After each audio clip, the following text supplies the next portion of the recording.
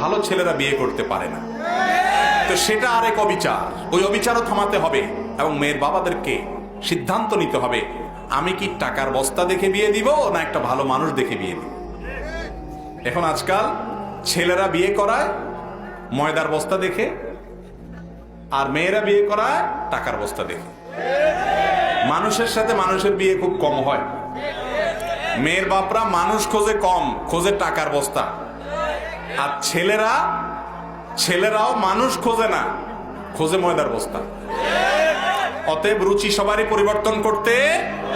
আমাদের নবীজি বলেছেন ফাসফার বিজাতিদ দ্বীন, তুমি বিয়ে করবা দিনদার কিনা, মুত্তাকি কিনা, আল্লাহকে চিনে কিনা, আল্লাহর ভয় অন্তরে আছে কিনা, হালাল হারাম বাজ বিচার করে কিনা, পাত্র হোক আর পাত্রী হোক, এই জিনিসটা যদি থাকে, এ হলো মানুষ, এই ইমানদারি মুত্তাকি, এর সাথে সংসার করে সুখী হবা।